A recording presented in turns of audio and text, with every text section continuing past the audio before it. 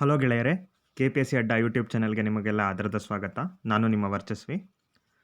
ಮೇ 6ನೇ ತಾರೀಕಿನ ಪ್ರಚಲಿತ ವಿದ್ಯಮಾನಗಳ ಬಹು ಆಯ್ಕೆ ಪ್ರಶ್ನೆಗಳನ್ನು ನೋಡೋಕ್ಕಿಂತ ಮುಂಚೆ ಯಾರ್ಯಾರು ನಮ್ಮ ಟೆಲಿಗ್ರಾಮ್ ಚಾನಲನ್ನು ಇನ್ನೂ ಫಾಲೋ ಮಾಡ್ತಿಲ್ವೋ ಅದರ ಲಿಂಕನ್ನು ಡಿಸ್ಕ್ರಿಪ್ಷನ್ ಬಾಕ್ಸ್ನಲ್ಲಿ ಕೊಡಲಾಗುತ್ತೆ.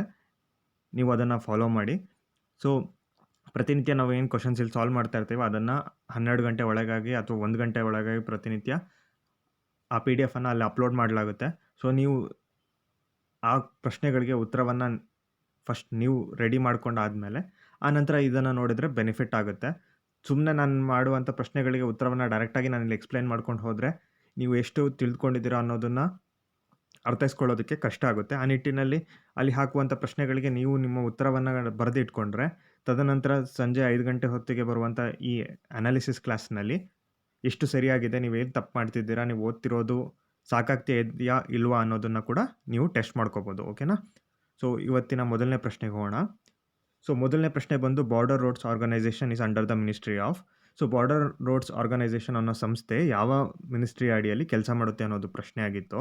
ಇದು ಯಾಕೆ ನ್ಯೂಸಲ್ಲಿ ಇತ್ತು ಅಂತ ಹೇಳಿದರೆ, ರೋಟಂಗ್ ಟನಲ್ ಅನ್ನು ಕ್ರಿಯೇಟ್ ಮಾಡಲಾಗ್ತಿದೆ, ಅಲ್ಲಿ ಕನ್ಸ್ಟ್ರಕ್ಷನ್ ಮಾಡಲಾಗುತ್ತೆ. ರೋಟಂಗ್ ಪಾಸ್ ಏನಿದೆ ಹಿಮಾಚಲ್ ಪ್ರದೇಶನಲ್ಲಿ, ಆ ರೋಟಂಗ್ ಪಾಸ್ನಿಂದ ಪ್ರಮುಖವಾಗಿ 2 ನದಿಗಳು ಹರಿದು ಬರ್ತವೆ, ರವಿ ಮತ್ತು ಬಿಯಾಸ್. ಬಿಯಾಸ್ ನದಿ ರೋಟಂಗ್ ಪಾಸ್ನಲ್ಲಿ ಹುಟ್ಟುತ್ತೆ, ನದಿ ಸ್ವಲ್ಪ ರೋಟಂಗ್ ಪಾಸ್ನಿಂದ ಇನ್ನೂ ಮೇಲಿನ ಪ್ರದೇಶದಿಂದ ಹುಟ್ಟಿ ಹರಿದು ಬರುತ್ತೆ. ಸೊ ಈ ರೋಟಂಗ್ ಪಾಸ್ ಏನಿದೆ ಅಲ್ಲಿ ಒಂದು ಟನಲನ್ನು ಕನ್ಸ್ಟ್ರಕ್ಟ್ ಮಾಡಲಾಗ್ತಿದೆ. ಆ ಕನ್ಸ್ಟ್ರಕ್ಷನ್ ವರ್ಕನ್ನು ಬಾರ್ಡರ್ ರೋಡ್ಸ್ ಆರ್ಗನೈಸೇಷನ್ ಮಾಡ್ತಾ ಇದೆ. ಓಕೆನಾ? ಸೊ ಈ ಸಂಸ್ಥೆ ಯಾವ ಮಿನಿಸ್ಟ್ರಿ ಅಡಿಯಲ್ಲಿ ಕೆಲಸ ಮಾಡುತ್ತೆ ಅನ್ನೋದು ಪ್ರಶ್ನೆ ಆಗಿತ್ತು. ಇದಕ್ಕೆ ಸರಿಯಾದ ಉತ್ತರ ಬಂದ್ಬಿಟ್ಟು option 2 defence. So ministry of defence ಏನಿದೆ ಅದರ ಅಡಿಯಲ್ಲಿ ಈ ಬಾರ್ಡರ್ ರೋಡ್ಸ್ ಆರ್ಗನೈಸೇಷನ್ ಕೆಲಸ ಮಾಡುತ್ತೆ. ಓಕೆನಾ? ನೀವಿಲ್ಲಿ ನೋಡ್ಬೋದು, ಈ ರಸ್ತೆ ಏನಿದೆ ಬಾರ್ಡರ್ ರೋಡ್ಸ್ ಆರ್ಗನೈಸೇಷನ್ ಮುಖ್ಯವಾಗಿ ಕೆಲಸ ಏನು ಮಾಡುತ್ತೆ ಅಂತ ಹೇಳಿದರೆ, ನಮ್ಮ ಗಡಿ ಭಾಗದ ಪ್ರದೇಶಗಳಲ್ಲಿ ಎಲ್ಲಿ ರಸ್ತೆಯ ಅವಶ್ಯಕತೆ ಹೆಚ್ಚಿದೆಯೋ, ಅಂದರೆ ಮಿಲಿಟರಿ ಮೂವ್ಮೆಂಟ್ಗೆ ಅಗತ್ಯವಾಗಿರುವಂಥ ರಸ್ತೆಗಳನ್ನು ಮತ್ತು ಹೆಚ್ಚಾಗಿ ಎಲ್ಲಿ ಬೇರೆ ಆರ್ಗನೈಸೇಷನ್ಗಳು ರಸ್ತೆಗಳನ್ನು ಕನ್ಸ್ಟ್ರಕ್ಟ್ ಮಾಡೋದು ಕಷ್ಟ ಅಂತಿರುತ್ತೋ ಅಂಥ ಜಾಗಗಳಲ್ಲಿ ಬಾರ್ಡರ್ ರೋಡ್ಸ್ ಆರ್ಗನೈಸೇಷನ್ ಕೆಲಸ ಮಾಡುತ್ತೆ. ಭಾರತದಾದ್ಯಂತ 21 ರಾಜ್ಯಗಳಲ್ಲಿ ಮತ್ತು ಅಂಡಮಾನ್ ನಿಕೋಬಾರ್ನಲ್ಲಿ ಕೂಡ ಕೆಲಸ ಮಾಡಿದೆ ಬಾರ್ಡರ್ ರೋಡ್ಸ್ ಆರ್ಗನೈಸೇಷನ್. ಇದು ಅಲ್ಲದೆ ಭಾರತದ ನೇಬರಿಂಗ್ ಕಂಟ್ರೀಸ್ ಆದ ಭೂತಾನ್ ಆಗಿರ್ಬೋದು, ಮಯನ್ಮಾರ್ ಆಗಿರ್ಬೋದು, ಅಫ್ಘಾನಿಸ್ತಾನ್ ಆಗಿರ್ಬೋದು, ಈ ಕಂಟ್ರಿಯಲ್ಲೂ ಕೂಡ ಬಾರ್ಡರ್ ರೋಡ್ ಆರ್ಗನೈಸೇಷನ್ ಕೆಲಸ ಮಾಡಿದೆ. ಓಕೆನಾ? ಸೊ ಕೇವಲ ಭಾರತದಲ್ಲಿ ಮಾತ್ರ ಕೆಲಸ ಮಾಡಿದೆ ಅಂತ ಕೇಳಿದರೆ ಇಲ್ಲ, ಅದು ಭಾರತದ ಹೊರಗೆ ಕೂಡ ಭಾರತದ ನೇಬರಿಂಗ್ ಕಂಟ್ರೀಸಲ್ಲೂ ಕೂಡ ಕೆಲಸ ಮಾಡುತ್ತೆ. ಬಟ್ ಅದು ಮಿನಿಸ್ಟ್ರಿ ಆಫ್ ಡಿಫೆನ್ಸ್ ಅಡಿಯಲ್ಲಿ ಬರುತ್ತೆ. ಅವರ ಧ್ಯೇಯವಾಕ್ಯ ಬಂದು ಶ್ರಮೇಣ ಸರ್ವಂ ಸಾಧ್ಯಂ, ಅಂದರೆ ನೀವು ಪರಿಶ್ರಮ ಪಟ್ಟರೆ ಎಲ್ಲವೂ ಅಚೀವ್ ಮಾಡ್ಬೋದು ಅನ್ನೋದು. ಸೊ ಅದು ನಮ್ಮ ಈ ಕಾಂಪಿಟೇಟಿವ್ ಎಕ್ಸಾಮ್ಸ್ಗಳಿಗೂ ಭಾಳ ರಿಲೇಟ್ ಆಗುತ್ತೆ. ನೀವು ಎಷ್ಟು ಪರಿಶ್ರಮ ಪಡ್ತೀರಾ ಅಷ್ಟು ನೀವು ಸಕ್ಸಸ್ಸನ್ನು ಪಡೆಯೋ ಚಾನ್ಸಸ್ ಜಾಸ್ತಿ ಆಗ್ತಾ ಹೋಗುತ್ತೆ. ಓಕೆನಾ? ಸೊ ಶ್ರಮೇಣ ಸರ್ವಂ ಸಾಧ್ಯಂ. Okay, fine. ಎರಡನೇ ಪ್ರಶ್ನೆಗೆ ಹೋಗೋಣ. Who among the following were awarded the prestigious Pulitzer prize. So ಇದು ಕೂಡ ನೆನ್ನೆ ನ್ಯೂಸ್ನಲ್ಲಿದ್ದಂಥ ವಿಷಯ. ಸೊ ಆ ಕಡೆ ಈ ಕಡೆ ಬಹಳಾರು ವಿಚಾರಗಳು ಇದ್ರ ಬಗ್ಗೆ ಮಾತನಾಡ್ತಿದ್ರು. ಸೊ ಅಂದರೆ ಈ ಪ್ರೆಸ್ ರಿಪೋರ್ಟರ್ಸ್ ಏನಿದ್ದಾರೆ ಅವ್ರಿಗೆ ಅವಾರ್ಡ್ ಮಾಡದಿರುವಂಥದ್ದು ಕಾಶ್ಮೀರ್ನಲ್ಲಿ 370 ಆರ್ಟಿಕಲ್ ರಿಮೂವ್ ಮಾಡಿ ಆದಮೇಲೆ ಅಲ್ಲಿದ್ದಂಥ ಪರಿಸ್ಥಿತಿಯನ್ನು ಫೋಟೋ ಜರ್ನಲಿಸ್ಟ್ ಇವರೆಲ್ಲರೂ ಫೋಟೋಗಳ ಮೂಲಕ ಜನರಿಗೆ ತಲುಪಿಸುವಂಥ ಕೆಲಸ ಮಾಡಿದ ಕಾರಣಕ್ಕಾಗಿ ಅವರಿಗೆ ಪುಲಿಟ್ಜರ್ ಪ್ರೈಸನ್ನು ಕೊಡಲಾಗಿದೆ. ಪುಲಿಟ್ಜರ್ ಪ್ರೈಸು 1917ರಿಂದ ನೀಡ್ತಾ ಬರ್ತಾ ಇದ್ದಾರೆ. ಜೋಸೆಫ್ ಪುಲಿಟ್ಜರ್ ಅನ್ನೋ ವ್ಯಕ್ತಿ ಒಂದು ನ್ಯೂಸ್ ಆರ್ಗನೈಸೇಷನ್ನ ಒಂದು ನ್ಯೂಸ್ ಪೇಪರನ್ನು ನಡೆಸ್ತಾ ಇರ್ತಾನೆ. ಆತನ ಒಂದು ಬಯಕೆ ಆಗಿತ್ತು ತನ್ನ ಹೆಸರಿನಲ್ಲಿ ಒಂದು ಅವಾರ್ಡ್ಗಳನ್ನು ಈ ನ್ಯೂಸ್ ಪೇಪರ್ ಫೀಲ್ಡಲ್ಲಿ, ಜರ್ನಲಿಸಮ್ ಫೀಲ್ಡಲ್ಲಿ ಕೆಲಸ ಮಾಡೋರಿಗೆ ನೀಡಬೇಕು ಅನ್ನೋದು. ಆ ನಿಟ್ಟಿನಲ್ಲಿ ಈ ಪುಲಿಟ್ಜರ್ ಪ್ರೈಸ್ 21 ಕ್ಯಾಟಗರಿಯಲ್ಲಿ ನೀಡ್ತಾ ಬರಲಾಗ್ತಿದೆ. ಇದನ್ನು ಕೊಲಂಬಿಯಾ ಯೂನಿವರ್ಸಿಟಿ ಏನಿದೆ US ಅಲ್ಲಿ ಅವರು ಅಡ್ಮಿನಿಸ್ಟರ್ ಮಾಡ್ತಾರೆ, ಅಂದರೆ ಅವರು ಸೆಲೆಕ್ಷನ್ ಮುಂತಾದ ವಿಷಯಗಳನ್ನು ನೋಡ್ಕೋತಾರೆ. ಓಕೆನಾ? ಸೊ ಪುಲಿಟ್ಜರ್ ಪ್ರೈಸ್ ಬಂದು ಜರ್ನಲಿಸಮ್ಗೆ ನೀಡುವಂಥದ್ದು 1917ರಿಂದ ನೀಡಲಾಗ್ತಿದೆ. ಈ ಪ್ರಸ್ತುತ ವರ್ಷದಲ್ಲಿ ಫೋಟೋ ಜರ್ನಲಿಸ್ಟ್ 3 ಜನರಿಗೆ, ಕಾಶ್ಮೀರದ ಫೋಟೋ ಜರ್ನಲಿಸ್ಟ್ ಆದ ಚನ್ನಿ ಆನಂದ್, ಯಾಸಿನ್ ದರ್ ಮತ್ತು ಮುಖ್ತಾರ್ ಖಾನ್, ಇವರು 3 ಜನರಿಗೆ 370 ಆರ್ಟಿಕಲ್ ತೆಗೆದಾದ ನಂತರ ಅಲ್ಲಿಯ ಪರಿಸ್ಥಿತಿಯನ್ನು ಕವರ್ ಮಾಡಿ ಜನರಿಗೆ ತಿಳಿಸ್ಕೊಟ್ಟದ್ದಕ್ಕಾಗಿ ಈ ಒಂದು ಅವಾರ್ಡನ್ನು ಅವ್ರಿಗೆ ನೀಡಲಾಗಿದೆ. So option 4 all of the above ಇದಕ್ಕೆ ಸರಿಯಾದ ಉತ್ತರ. ಓಕೆ, ಇದರ ಹೆಚ್ಚಿನ ನಿಟ್ಟಿಗ್ರಿಟಿ ನಮಗೇನು ಬೇಕಾಗಿಲ್ಲ. ಇದರ ಬಗ್ಗೆ ಅಪೋಸಿಷನ್ಸ್ ಆಗಿರ್ಬೋದು, ಪರವಾಗಿ ಕೂಡ ಮಾತನಾಡೋರು ಇದ್ದಾರೆ. ಯಾಕೆಂದರೆ ಈ ಜರ್ನಲಿಸ್ಟ್ ಯಾರಿದ್ದಾರೆ ಅದರಲ್ಲಿ ಹೆಚ್ಚಿನವರು ಕಾಶ್ಮೀರವನ್ನು ಭಾರತದ ಅವಿಭಾಜ್ಯ ಅಂಗ ಅಂತ ಒಪ್ಕೊಳ್ಳದೆ ಇರುವವರು ಹೆಚ್ಚಿದ್ದಾರೆ. ಸೊ ಆ ನಿಟ್ಟಿನಲ್ಲಿ ಅದನ್ನು ಅಪೋಸಿಷನ್ ಕೂಡ ಪೊಲಿಟಿಕಲ್ ಆಕ್ಟಿವಿಟಿ ಕೂಡ ಇದರ ಸುತ್ತ ಭಾಳ ನಡೀತಾ ಇದೆ. ಸೊ ಅದು ನಮಗೆ ಎಕ್ಸಾಮ್ ಪಾಯಿಂಟ್ ಆಫ್ ವ್ಯೂನಲ್ಲಿ ಇಂಪಾರ್ಟೆಂಟ್ ಅಲ್ಲ. ಎಕ್ಸಾಮ್ನಲ್ಲಿ ಕೇಳ್ಬೋದಾದ ಪ್ರಶ್ನೆ ಪುಲಿಟ್ಜರ್ ಪ್ರೈಸು ಯಾವುದಕ್ಕೆ ನೀಡಲಾಗುತ್ತೆ ಮತ್ತು ಯಾರಿಗೆ ನೀಡಲಾಗಿತ್ತು, 2 ಪ್ರಶ್ನೆಗಳಿಗೆ ನೀವು ರೆಡಿ ಆದರೆ ಸಾಕು. ಓಕೆನಾ. 3ನೇ ಪ್ರಶ್ನೆಗೋಣ. Who has launch the Samudra Setu exercise to bring back Indians from abroad? ಭಾರತದ ಹೊರಗಡೆ ಇರುವಂಥ ಭಾರತೀಯರನ್ನು ಭಾರತಕ್ಕೆ ಹಿಂದಕ್ಕೆ ಕರೆತರಲು ಈಗ ಕೊರೋನಾದಿಂದಾಗಿ ಭಾರತದಿಂದ ಹೊರಗಡೆ ಇರುವಂಥ ಎಜುಕೇಷನ್ಗೆ ಹೋಗಿರ್ಬೋದು, ಟೂರಿಸಮ್ಗೆ ಹೋಗಿರ್ಬೋದು, ಇಲ್ಲ ಅಲ್ಲಿ ಕಾಂಟ್ರಾಕ್ಟ್ ಮೇಲೆ ಕೆಲಸಕ್ಕೆ ಹೋಗಿರೋರು ಅಂತಿರ್ಬೋದು, ಅವ್ರನ್ನೆಲ್ಲ ಭಾರತಕ್ಕೆ ಹಿಂದ್ಗಡೆ ವಾಪಸ್ ಕರೆದುಕೊಂಡು ಬರಲಿಕ್ಕೆ ಈ ಸಮುದ್ರ ಸೇತುವನ್ನು ಲಾಂಚ್ ಮಾಡಲಾಗಿತ್ತು. ಇದನ್ನು ಯಾರು ಲಾಂಚ್ ಮಾಡಿದರು ಅನ್ನೋದು, ಅಂದರೆ ಯಾವ ಮಿನಿಸ್ಟ್ರಿ ಅಡಿಯಲ್ಲಿ ಯಾವ ಆರ್ಗನೈಸೇಷನ್ ಲಾಂಚ್ ಮಾಡಿದೆ ಅನ್ನೋದು ಪ್ರಶ್ನೆ ಆಗಿತ್ತು. ಇದಕ್ಕೆ ಸರಿಯಾದ ಉತ್ತರ option 2 Indian navy. Indian navy ಅವರು ಲಾಂಚ್ ಮಾಡಿರುವಂಥದ್ದು. ಓಕೆ, ಸಾರಿ, ಇಂಡಿಯನ್ ನೇವಿ ಲಾಂಚ್ ಮಾಡಿರುವಂಥದ್ದು. ಸೊ ಇದರಲ್ಲಿ ಪ್ರಸ್ತುತವಾಗಿ 2 ಮಿಷನನ್ನು ಕ್ಯಾರಿಔಟ್ ಮಾಡ್ತಾ ಇದ್ದಾರೆ. ಮೊದಲನೇದಾಗಿ UAE ಇಂದ ಕರ್ಕೊಬರಲಿಕ್ಕೆ ಪ್ಲ್ಯಾನ್ ಮಾಡಿದ್ದಾರೆ. 2ನೇದಾಗಿ ಮಾಲ್ಡೀವ್ಸ್ ಏನಿದೆ, ಮಾಲ್ಡೀವ್ಸ್ನ ಕ್ಯಾಪಿಟಲ್ ಮಲೆ ಏನಿದೆ, ಅಲ್ಲಿಂದ ಭಾರತೀಯರನ್ನು ವಾಪಸ್ ಬರುವಂಥ ಕೆಲಸಕ್ಕೆ ಕೈ ಹಾಕಿದ್ದಾರೆ. ಓಕೆನಾ. ಸೊ ಇದರಲ್ಲಿ 2 ಪ್ರಮುಖ ಬೋಟ್ಗಳ ಹೆಸರುಗಳನ್ನು ಮೆನ್ಷನ್ ಮಾಡಲಾಗಿತ್ತು, ಶಿಪ್ಗಳ ಹೆಸರನ್ನು INS ಜಲಾಶ್ವ ಮತ್ತು INS ಮಗರ್. ಸೊ UAEಗೆ INS ಐರಾವತ್ ಕೂಡ ಮೆನ್ಷನ್ ಆಗಿತ್ತು. ಸೊ ಅದಷ್ಟು ಇಂಪಾರ್ಟೆಂಟ್ ಅಲ್ಲ, ಬಟ್ ಸಮುದ್ರ Setu exercise Indian navy organise ಮಾಡಿದ್ದೆ ಅನ್ನೋದು ನೆನ್ಪಿಟ್ಕೊಳ್ಳಿ. ಯಾಕೆ ಅಂತ ಹೇಳಿದರೆ ಭಾರತೀಯರನ್ನು ಭಾರತಕ್ಕೆ ವಾಪಸ್ ಕರೆತರಲ್ಲ. ಇಷ್ಟು ನೆನ್ಪಿಟ್ಕೊಂಡ್ರೆ ಸಾಕು. ಮುಂದಿನ ಪ್ರಶ್ನೆಗೋಣ. The resistance front seen in news recently is so ಇವತ್ತು 2-3 ದಿನಗಳಿಂದ ಈ ಪರ್ಟಿಕ್ಯುಲರ್ ಆರ್ಗನೈಸೇಷನ್ ಬಗ್ಗೆ ಬಹಳ ಮಾತಾಗ್ತಿದೆ. ಈ ರೆಸಿಸ್ಟೆನ್ಸ್ ಫ್ರಂಟ್, ದ TRF ಅನ್ನೋದು. ಸೊ ಇದು ಏನು ಅಂತ ಹೇಳಿದರೆ ಕಾಶ್ಮೀರದಲ್ಲಿ ಇರುವಂಥ ಒಂದು ಮಿಲಿಟೆಂಟ್ ಆರ್ಗನೈಸೇಷನ್ನು. ಇದರ ಸ್ಥಾಪನೆ ಇತ್ತೀಚೆಗೆ ಆಗಿರುವಂಥದ್ದು. ಇಂಟೆಲಿಜೆನ್ಸ್ ಏಜೆನ್ಸಿಗಳ ಪ್ರಕಾರ ಈ ರೆಸಿಸ್ಟೆನ್ಸ್ ಫ್ರಂಟ್ ಏನಿದೆ ಇದು ಲಷ್ಕರ್ ಇ ತೈಬಾ ಏನಿದೆ ಅದರ ಒಂದು ಸಬ್ ಆರ್ಗನೈಸೇಷನ್ ಆಗಿರಬೇಕು ಅಂತ ಹೇಳ್ತಾ ಇದ್ದಾರೆ. ಸೊ 370 ಆರ್ಟಿಕಲ್ ತೆಗೆದಾದ ನಂತರ ಕಾಶ್ಮೀರದಲ್ಲಿರುವಂಥ ಯುವಕರನ್ನೆಲ್ಲ ಸೇರಿಸ್ಕೊಂಡು ಈ ಒಂದು LET ಅಡಿಯಲ್ಲೇ ಈ ರೆಸಿಸ್ಟೆನ್ಸ್ ಫ್ರಂಟ್ ಅನ್ನೋ ಒಂದು ಸಂಸ್ಥೆನ ಸ್ಥಾಪನೆ ಮಾಡಿಕೊಂಡು ಭಾರತದ ಮೇಲೆ ಯುದ್ಧ ಸಾರಲಿಕ್ಕೆ ಪ್ರಯತ್ನವನ್ನು ಮಾಡ್ತಾ ಇದ್ದಾರೆ. ಸೊ ಕಳೆದ ಒಂದು ವಾರದಲ್ಲಿ 13ರಿಂದ 14 ಜನ ಯೋಧರು ಹುತಾತ್ಮರಾಗಿದ್ದಾರೆ. ಸೊ ಈ ಆರ್ಗನೈಸೇಷನ್ ಅದಕ್ಕೆ ಮೇನ್ ಕಾರಣ ಅಂತ ಅಲ್ಲಿಯ DGP ಯಾರಿದ್ದಾರೆ ದಿಲ್ಬಾಗ್ ಸಿಂಗ್ ಅವರು ಹೇಳಿಕೆ ನೀಡಿದರು. ಸೊ ಹಾಗಾಗಿ ಇದು ನ್ಯೂಸ್ನಲ್ಲಿತ್ತು. ರೆಸಿಸ್ಟೆನ್ಸ್ ಫ್ರಂಟ್ ಏನು ಅಂತ ಕೇಳಿದರೆ ಕಾಶ್ಮೀರದಲ್ಲಿ ಕಾರ್ಯನಿರ್ವಹಿಸ್ತಿರುವ ಒಂದು ಮಿಲಿಟೆಂಟ್ ಆರ್ಗನೈಸೇಷನ್. ಓಕೆನಾ, ಫೈನ್. ಮುಂದಿನ ಪ್ರಶ್ನೆಗೋಣ. 5ನೇ ಪ್ರಶ್ನೆ. ಹೂ among the following was appointed as American representative for IBRD? International bank for reconstruction and development, IBRD ಏನಿದೆ, ಸೊ ಅದು ವರ್ಲ್ಡ್ ಬ್ಯಾಂಕ್ ಗ್ರೂಪ್ನಲ್ಲಿ ಬರುತ್ತೆ. ವರ್ಲ್ಡ್ ಬ್ಯಾಂಕ್ನಲ್ಲಿರುವಂಥ ಬೇರೆ ಬೇರೆ ಸಂಸ್ಥೆಗಳಲ್ಲಿ IBRD ಕೂಡ ಒಂದು.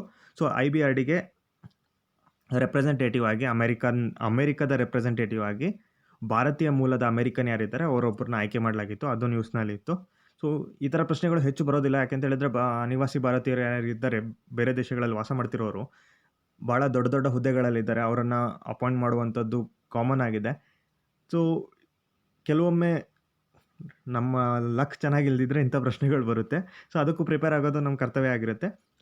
ಇದಕ್ಕೆ ಸರಿಯಾದ ಉತ್ತರ ಬಂದು ಅಶೋಕ್ ಮೈಕಲ್ ಪಿಂಟೋ ಅನ್ನೋರನ್ನು ಆಯ್ಕೆ ಮಾಡಲಾಗಿದೆ. ಸೊ ಇವರು ಭಾರತೀಯ ಮೂಲದ ಅಮೆರಿಕನ್, ಅವರನ್ನು IBRDಗೆ ರೆಪ್ರೆಸೆಂಟೇಟಿವ್ ಆಗಿ ಆಯ್ಕೆ ಮಾಡಲಾಗಿದೆ. ಇನ್ನು ಉಳಿದಂತೆ ಇಲ್ಲಿ ಆಪ್ಷನ್ ಕೊಟ್ಟಿರೋದ್ರಲ್ಲಿ ಋಷಿ ಸುನಾಕ್ ಮತ್ತು ಪ್ರೀತಿ ಪಟೇಲ್ ಯಾರಿದ್ದಾರೆ, ಇವರಿಬ್ಬರು ಕೂಡ ಬ್ರಿಟನ್ನಲ್ಲಿರುವಂಥ ಅನಿವಾಸಿ ಭಾರತೀಯರು, ಭಾರತದಿಂದ ಅಲ್ಲಿ ಹೋಗಿ ಸೆಟ್ಲ್ ಆಗಿರುವಂಥ ಈಗ ಬ್ರಿಟನ್ ಸಿಟಿಸನ್ಸ್ ಆಗಿರೋರು.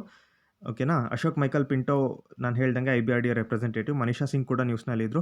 ಇವರನ್ನು OECD ಏನಿದೆ, organisation for economic cooperation and development ಏನಿದೆ ಅದಕ್ಕೆ ಅಮೆರಿಕನ್ ರೆಪ್ರೆಸೆಂಟೇಟಿವ್, ಭಾರತೀಯ ರೆಪ್ರೆಸೆಂಟೇಟಿವ್ ಅಲ್ಲ, ಭಾರತೀಯ ಮೂಲದವರು ಇವರು, ಬಟ್ ಅಮೆರಿಕದಲ್ಲಿ ಸಿಟಿಸನ್ ಆಗಿರುವಂಥವ್ರು, ಅವರನ್ನು ರೆಪ್ರೆಸೆಂಟೇಟಿವ್ ಆಗಿ ಆಯ್ಕೆ ಮಾಡಲಾಗಿದೆ. ಓಕೆನಾ. ಅಮೆರಿಕನ್ ಇಂಡಿಯನ್ಸ್ ಇವರೆಲ್ಲ. ಫೈನ್. 6ನೇ ಪ್ರಶ್ನೆಗೋಣ. ಸೇಲ್ ಆಫ್ ಲಿಕ್ಕರ್ ಏನಿದೆ ಇದು 7 ಶೆಡ್ಯೂಲ್ನ ಯಾವ ಲಿಸ್ಟ್ನಲ್ಲಿ ಮೆನ್ಷನ್ ಆಗಿದೆ ಅನ್ನೋದು ಪ್ರಶ್ನೆ. ಸೊ ಮದ್ಯ ಮಾರಾಟ ಏನಿದೆ, ಈ ಮದ್ಯ ಮಾರಾಟದ ಕುರಿತಾಗಿ ಕಳೆದ 2-3 ದಿನಗಳಲ್ಲಿ ನೀವು ಯಾವುದೇ ನ್ಯೂಸ್ ಚಾನಲ್ ಓಪನ್ ಮಾಡಿ, ಯಾವುದೇ ವೆಬ್ಸೈಟ್ ಓಪನ್ ಮಾಡಿ, ಯಾವುದೇ ಸೋಷಿಯಲ್ ಮೀಡಿಯಾ ಓಪನ್ ಮಾಡಿ, ಬರೀ ಇದೊಂದ್ರದ್ದೇ ವಿಷಯಗಳು ನಡೀತಾ ಇದ್ದಿದ್ದು. ಸೊ ಅದರಿಂದ ನಮ್ಗೆ ಏನು ಇಂಪಾರ್ಟೆಂಟ್ ಎಕ್ಸಾಮ್ ಪಾಯಿಂಟ್ ಆಫ್ ವ್ಯೂನಲ್ಲಿ ಅಂತ ಹೇಳಿದರೆ, ಈ ಮದ್ಯ ಮಾರಾಟ ಏನಿದೆ ಅದು ಯಾರ ಆಡಳಿತ ಅಡಿಯಲ್ಲಿ ಬರುತ್ತೆ, ಅದು ಕೇಂದ್ರ ಸರ್ಕಾರಕ್ಕೆ ಬರುತ್ತಾ ಅಥವಾ ರಾಜ್ಯ ಸರ್ಕಾರಕ್ಕೆ ಬರುತ್ತಾ ಅಥವಾ ಇಬ್ಬರಿಗೂ ಅದರಲ್ಲಿ ಸಮಪಾಲು ಇದೆಯಾ, ಇಲ್ಲ ರೆಸಿಡರಿ ಲಿಸ್ಟಲ್ಲಿ ಬರುತ್ತಾ ಅನ್ನೋದು ಪ್ರಶ್ನೆ ಆಗಿತ್ತು. ಇದಕ್ಕೆ ಸರಿಯಾದ ಉತ್ತರ ಬಂದು ಸ್ಟೇಟ್ ಲಿಸ್ಟ್.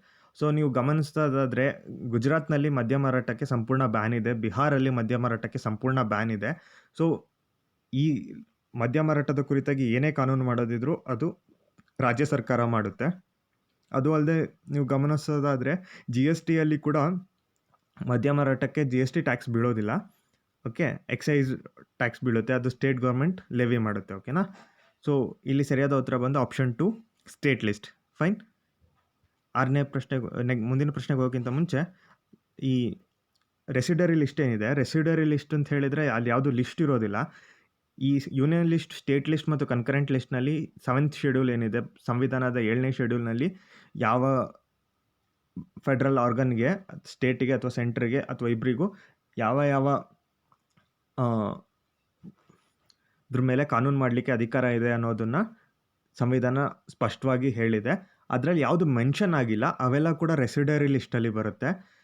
ಸೊ ಆ ರೆಸಿಡರಿ ಲಿಸ್ಟ್ ಬಗ್ಗೆ ಕಾನೂನು ಮಾಡುವಂಥ ಅಧಿಕಾರ ಕೇವಲ ಕೇಂದ್ರ ಸರ್ಕಾರಕ್ಕಿರುತ್ತೆ. ಓಕೆನಾ, ನೆನ್ಪಿಟ್ಕೊಳ್ಳಿ. ರೆಸಿಡರಿ ಪವರ್ಸ್ ಏನಿದೆ, ರೆಸಿಡರಿ ಸಬ್ಜೆಕ್ಟ್ಸ್ ಅಂದರೆ ಸ್ಟೇಟ್ ಲಿಸ್ಟ್, ಯೂನಿಯನ್ ಲಿಸ್ಟ್ ಮತ್ತು ಕನ್ಕರೆಂಟ್ ಲಿಸ್ಟಲ್ಲಿ ಮೆನ್ಷನ್ ಆಗದೇ ಇರುವಂಥದ್ರ ಬಗ್ಗೆ ಕಾನೂನು ಮಾಡುವಂಥ ಅಧಿಕಾರ ಇರುವಂಥದ್ದು ಕೇಂದ್ರಕ್ಕೆ ಮಾತ್ರ, ರಾಜ್ಯ ಸರ್ಕಾರಗಳಿಗೆ ಇರೋದಿಲ್ಲ. ಓಕೆನಾ, ಫೈನ್. 7ನೇ ಪ್ರಶ್ನೆಗೆ ಹೋಗೋಣ. Gottikoya tribe is predominantly found in the state of. ಇದು ಕೂಡ ನ್ಯೂಸ್ ಪೇಪರ್ನಲ್ಲಿದ್ದಂಥ ಒಂದು ಆರ್ಟಿಕಲ್ನಿಂದ ತೆಗೆದಂಥದ್ದು, ಪ್ರಜಾವಾಣಿಯಲ್ಲಿತ್ತು. ಕೋಯಾ ಟ್ರೈಬ್ ಹೆಚ್ಚಿನಾಗಿ ಎಲ್ಲಿ ಕಂಡು ಬರುತ್ತೆ ಅನ್ನೋದು ಪ್ರಶ್ನೆ ಆಗಿತ್ತು. ಇದಕ್ಕೆ ಸರಿಯಾದ ಉತ್ತರ ಆಂಧ್ರ ಪ್ರದೇಶ್. ಆಂಧ್ರ ಪ್ರದೇಶನಲ್ಲಿ ಈ ಟ್ರೈಬ್ ಬಂದು ಸೆಕೆಂಡ್ ಲಾರ್ಜೆಸ್ಟ್ ಟ್ರೈಬಲ್ ಪಾಪ್ಯುಲೇಷನ್ ಹೊಂದಿದೆ, ಕೋಯಾ ಟ್ರೈಬ್. ಅದು ಅಲ್ಲದೆ ಆಂಧ್ರ, ತೆಲಂಗಾಣ ಮತ್ತು ಛತ್ತೀಸ್ಗಢದಲ್ಲೂ ಕೂಡ ಈ ಟ್ರೈಬನ್ನು ನೀವು ನೋಡ್ಬೋದು. ಓಕೆನಾ. ಸೊ ಇದಕ್ಕೆ ಉತ್ತರ ಬಂದು ಆಪ್ಷನ್ 3 ಆಂಧ್ರ ಪ್ರದೇಶ್. 8ನೇ ಪ್ರಶ್ನೆಗೆ ಹೋಗೋಣ. ಟಿಯಾಂಗಾಂಗ್ 2 space station was an ambitious space station project of.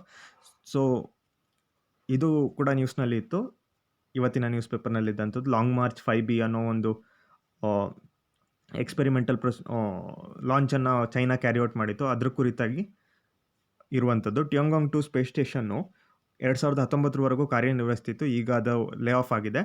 So ಇವಾಗ ಆ್ಯಕ್ಟಿವ್ ಆಗಿರೋ ಒಂದೇ ಒಂದು ಸ್ಪೇಸ್ ಸ್ಟೇಷನ್ ಅಂತ ಹೇಳಿದರೆ ಇಂಟರ್ನ್ಯಾಷನಲ್ ಸ್ಪೇಸ್ ಸ್ಟೇಷನ್ನು. ಸೊ ಅದು 5 ಕಂಟ್ರಿಗಳು ಸೇರಿ ಮಾಡಿರುವಂಥದ್ದು. ಯುರೋಪಿಯನ್ ಸ್ಪೇಸ್ ಏಜೆನ್ಸಿ, ಕೆನಡಾದು ಸ್ಪೇಸ್ ಏಜೆನ್ಸಿ ಆಗಿರ್ಬೋದು, ನಾಸಾ, ರಷ್ಯಾ ಮತ್ತು ಜಪಾನ್. 5 ಸ್ಪೇಸ್ ಏಜೆನ್ಸಿಗಳು. ಇನ್ನೊಮ್ಮೆ ಹೇಳ್ತೇನೆ, ನಾಸಾ ಅಂದರೆ USA ಸ್ಪೇಸ್ ಏಜೆನ್ಸಿ, ರಾಸ್ಕೊಮೋಸ್ ಅಂದರೆ ರಷ್ಯಾದು space agency, ESA European space agency, JAXA ಅಥವಾ ಜಪಾನೀಸ್ ಸ್ಪೇಸ್ ಏಜೆನ್ಸಿ ಮತ್ತು Canadian space agency CSA. So ಈ 5 ಸ್ಪೇಸ್ ಏಜೆನ್ಸಿಗಳು ಸೇರಿ ಇಂಟರ್ನ್ಯಾಷನಲ್ ಸ್ಪೇಸ್ ಸ್ಟೇಷನನ್ನು ಲಾಂಚ್ ಮಾಡಿರೋದು. ಅದೊಂದೇ ಇವಾಗ ಆ್ಯಕ್ಟಿವ್ ಆಗಿರುವಂಥ ಸ್ಪೇಸ್ ಸ್ಟೇಷನ್. ಇಲ್ಲಿವರೆಗೆ ರಷ್ಯಾ ಕೂಡ ಲಾಂಚ್ ಮಾಡಿದೆ 2-3 ಸ್ಪೇಸ್ ಸ್ಟೇಷನ್ಗಳು. ಮಿರ್ ಅಂತ ಹೇಳಿ ಒಂದು, ಸಲ್ಯೂಕ್ ಅಂತ ಹೇಳಿ ಒಂದು, ಈ ರೀತಿ ಸ್ಪೇಸ್ ಸ್ಟೇಷನ್ಗಳನ್ನು ಲಾಂಚ್ ಮಾಡಿದೆ. ಚೈನಾದು ಟಿಯಾಂಗಾಂಗ್ 1, 2 ಲಾಂಚ್ ಆಗಿದ್ವು. ಯಾವುದು ಕೂಡ ಈಗ ಆ್ಯಕ್ಟಿವ್ ಆಗಿಲ್ಲ. ಎಲ್ಲ ಅವುಗಳ ಪಿರಿಯಡ್ಗಳ ಕಂಪ್ಲೀಟ್ ಮಾಡಿ ಸೊ ಇನ್ಆ್ಯಕ್ಟಿವ್ ಆಗಿದೆ. ಆ್ಯಕ್ಟಿವ್ ಆಗಿರೋದು ಇಂಟರ್ನ್ಯಾಷನಲ್ ಸ್ಪೇಸ್ ಸ್ಟೇಷನ್ಸ್ ಒಂದು ಮಾತ್ರ, ISS ಅಂತ ಏನು ಕರಿತೀವಿ, ಲೋ ಅರ್ತ್ ಆರ್ಬಿಟಲ್ಲಿರುವಂಥದ್ದು. ಅಂದರೆ 400 ಕಿಲೋಮೀಟರ್ ಏನಿದೆ, ಭೂಮಿಯಿಂದ 400 ಕಿಲೋಮೀಟರ್ ಮೇಲ್ಗಡೆಗೆ ಈ ಇಂಟರ್ನ್ಯಾಷನಲ್ ಸ್ಪೇಸ್ ಸ್ಟೇಷನನ್ನು ನೀವು ನೋಡ್ಬೋದು. ಇಲ್ಲಿ ಕಾಣಿಸ್ತಿದೆಯಲ್ಲ ಒಂದು ಚಿತ್ರ, ಈ ರೀತಿಯ ಒಂದು ಸ್ಪೇಸ್ ಸ್ಟೇಷನ್. ಅಲ್ಲಿ ಆಸ್ಟ್ರೋನಾಟ್ಸ್ ಹೋಗಿ ಇದ್ದು ಎಕ್ಸ್ಪೆರಿಮೆಂಟ್ಗಳನ್ನು ಕ್ಯಾರಿಔಟ್ ಮಾಡ್ತಾರೆ. ಓಕೆನಾ. ಅದು ಅಲ್ಲದೆ ಇತ್ತೀಚೆಗೆ ನ್ಯೂಸ್ನಲ್ಲಿದ್ದಂಥದ್ದು, ಇದಕ್ಕೆ ನೀವು ಉತ್ತರವನ್ನು ಬರೀಬೇಕು. ಇತ್ತೀಚೆಗೆ ಯಾವ ಮಹಿಳೆ ಅತಿ ಹೆಚ್ಚು ಕಾಲ ISS ಅಂದರೆ ಇಂಟರ್ನ್ಯಾಷನಲ್ ಸ್ಪೇಸ್ ಸ್ಟೇಷನಲ್ಲಿ ಕಾಲ ಕಳೆದು ರಿಟರ್ನ್ ಆದರು ಅನ್ನೋದು ಪ್ರಶ್ನೆ. ಇಂಟರ್ನ್ಯಾಷನಲ್ ಸ್ಪೇಸ್ ಸ್ಟೇಷನಲ್ಲಿ ಅತಿ ಹೆಚ್ಚು ಕಾಲ ಇದ್ದಂಥ ಮಹಿಳೆ ಯಾರು ಅನ್ನೋದು ಪ್ರಶ್ನೆ. ಸೊ ಭಾಳ ಇಂಪಾರ್ಟೆಂಟ್, ಉತ್ತರವನ್ನು ಹುಡುಕಿ ಬರೀರಿ. Okay, fine. ಸೊ ಈ ಟಿಯಾಂಗಾಂಗ್ 2 ಸ್ಪೇಸ್ ಸ್ಟೇಷನ್ ಇವಾಗ ಆ್ಯಕ್ಟಿವ್ ಆಗಿಲ್ಲ. ಆ್ಯಕ್ಟಿವ್ ಆಗಿರೋದು ಇಂಟರ್ನ್ಯಾಷನಲ್ ಸ್ಪೇಸ್ ಸ್ಟೇಷನ್ ಒಂದೇ. ಫೈನ್. ಸೊ ಟಿಯಾಂಗಾಂಗ್ 2 ಬಂದು ಚೈನಾ ಲಾಂಚ್ ಮಾಡಿದ್ದಂಥ ಸ್ಪೇಸ್ ಸ್ಟೇಷನ್. 2 ಲಾಂಚ್ ಮಾಡಿತ್ತು China, Tiangong 1, Tiangong 2. So next ಇನ್ನೊಂದು ಲಾಂಚ್ ಮಾಡಲಿಕ್ಕೆ ಪ್ಲ್ಯಾನಿಂಗನ್ನು ಕೂಡ ಮಾಡ್ತಾ ಇದೆ. ಭಾರತ ಕೂಡ 2030 ಸುಮಾರಿಗೆ ನಾವು ಒಂದು ಸ್ಪೇಸ್ ಸ್ಟೇಷನನ್ನು ಲಾಂಚ್ ಮಾಡ್ತೇವೆ ಅಂತ ಇಸ್ರೋ ಕ್ಲೇಮ್ ಮಾಡಿದೆ. ನೋಡೋಣ, ಆದಂತೆ ಆಗಲಿ. ಓಕೆ, ಮುಂದಿನ ಪ್ರಶ್ನೆಗೆ ಹೋಗೋಣ. Russia has awarded war medal to leader of which country remembering the 75th anniversary of its victory over Nazis. So Russia ಇತ್ತೀಚೆಗೆ ಈ ಮಹಾನುಭಾವರಿಗೆ ಅವಾರ್ಡನ್ನು ಕೊಟ್ಟಿದೆ, ವಾರ್ ಮೆಡಲನ್ನು ಡಿಕ್ಲೇರ್ ಮಾಡಿದೆ. ಸೊ ಈತನ ಎಲ್ಲರಿಗೂ ಗೊತ್ತಿರುತ್ತೆ, ಕಿಮ್ ಜಾಂಗ್ ಉನ್, ನಾರ್ತ್ ಕೊರಿಯಾದ ಸರ್ವಾಧಿಕಾರಿ. ಸೊ ಆತನಿಗೆ ರಷ್ಯಾ ಒಂದು ವಾರ್ ಮೆಡಲನ್ನು ನೀಡಿದೆ. ಯಾಕೆಂತ ಹೇಳಿದರೆ 75 ವರ್ಷದ ಹಿಂದೆ ನಾಜಿಗಳ ಮೇಲೆ ರಷ್ಯಾದವರು ವಿಕ್ಟ್ರಿ ಸಾಧಿಸಿದಾಗ ಆ ಸಂದರ್ಭದಲ್ಲಿ ರಷ್ಯನ್ ಸೋಲ್ಜರ್ಸ್ಗೆ ನಾರ್ತ್ ಕೊರಿಯಾದಲ್ಲಿ ರೆಸ್ಪೆಕ್ಟ್‌ಫುಲ್ಲಾಗಿ ನಡೆಸ್ಕೊಂಡಿದ್ದಕ್ಕಾಗಿ ಈ ಒಂದು ಅವಾರ್ಡನ್ನು ಕೊಡಲಾಗಿದೆ ಅಂತ ಹೇಳಿ ರಷ್ಯಾ ಹೇಳಿದೆ. ಹಾಗೂ ರಷ್ಯಾದ ಪರೇಡ್‌ನಲ್ಲಿ ಭಾಗವಹಿಸಲಿಕ್ಕೆ ಕಿಮ್ ಜಾಂಗ್ ಉನ್ ಅವರಿಗೆ ಆಹ್ವಾನ ಕೂಡ ನೀಡಿದೆ. ಓಕೆನಾ? ಸೊ ಇದಕ್ಕೆ ಸರಿಯಾದ ಉತ್ತರ ಆಪ್ಷನ್ 3 ನಾರ್ತ್ ಕೊರಿಯಾ. ಆ್ಯಂಡ್ 10ನೇ ಪ್ರಶ್ನೆಗೆ ಹೋಗೋಣ. Surakshit Dada Dadi Nana Nani Abhiyan is launched by. So ಇದು ಕೂಡ ನ್ಯೂಸ್ನಲ್ಲಿತ್ತು. ನೀತಿ ಆಯೋಗ್ ಲಾಂಚ್ ಮಾಡಿರುವಂಥದ್ದು. ಇದರಲ್ಲಿ ಹೆಚ್ಚೇನಿಲ್ಲ. ಕೋವಿಡಿಂದಾಗಿ ವಯಸ್ಕರೇನಿದ್ದಾರೆ ಅವರ ಸೇಫ್ಟಿಯನ್ನು ನೋಡ್ಕೋಬೇಕಾಗಿ ಲಾಂಚ್ ಮಾಡಿರುವಂಥ ಅಭಿಯಾನ ಅಷ್ಟೇ. ಓಕೆನಾ? ಸೊ ಇದು ಇವತ್ತಿನ ಕ್ಲಾಸ್. 10 ಪ್ರಶ್ನೆಗಳನ್ನು ಈ ಕ್ಲಾಸ್ನಲ್ಲಿ ನಾವು ಮಾಡಿದ್ದೇವೆ. ಆ್ಯಂಡ್ ಹೇಳುವಂಗೆ ನಿಮಗೆ ಈ ಕ್ಲಾಸಸ್ ಇಷ್ಟ ಆಗ್ತಿದ್ರೆ, ಇದರಿಂದ ನಿಮಗೆ ಬೆನಿಫಿಟ್ ಆಗ್ತಿದ್ರೆ, ಇದು ಇನ್ನೊಬ್ರಿಗೂ ಸಹಾಯ ಆಗುತ್ತೆ ಅಂತ ನೀವು ಅಂದ್ಕೊಂಡ್ರೆ ದಯವಿಟ್ಟು ಲೈಕ್ ಮಾಡಿ, ಶೇರ್ ಮಾಡಿ, ಅತಿ ಹೆಚ್ಚು ಜನರಿಗೆ ತಲುಪುವಂತೆ ನೋಡ್ಕೊಳ್ಳಿ. ಆ್ಯಂಡ್ ಸಬ್ಸ್ಕ್ರೈಬ್ ಮಾಡಿ ಸೊ ದಟ್ ಆ್ಯಂಡ್ ಬೆಲ್ ಬಟನನ್ನು ಕೂಡ ಕ್ಲಿಕ್ ಮಾಡಿ. ನಾವು ಯಾವುದೇ ಹೊಸ ವಿಡಿಯೋಗಳನ್ನು ಹಾಕಿದರೆ ಅದು ನಿಮಗೆ ಆದಷ್ಟು ಬೇಗ ಬಂದು ತಲುಪುತ್ತೆ. ಓಕೆ? ಹಾಗೆ ಯಾರು ನಮ್ಮ ಟೆಲಿಗ್ರಾಮ್ ಚಾನಲನ್ನು ಫಾಲೋ ಮಾಡ್ತಿಲ್ವೋ ಅದರ ಲಿಂಕನ್ನು ಡಿಸ್ಕ್ರಿಪ್ಷನ್ ಬಾಕ್ಸ್ನಲ್ಲಿ ಹಾಕಲಾಗುತ್ತೆ. ಸೊ ಪ್ರತಿನಿತ್ಯದ ಅಪ್ಡೇಟ್ಗಳನ್ನು ನಾವು ಟೆಲಿಗ್ರಾಮ್ ಚಾನಲ್ನಲ್ಲಿ ಹಾಕ್ತೇವೆ. ಓಕೆನಾ? Thank you.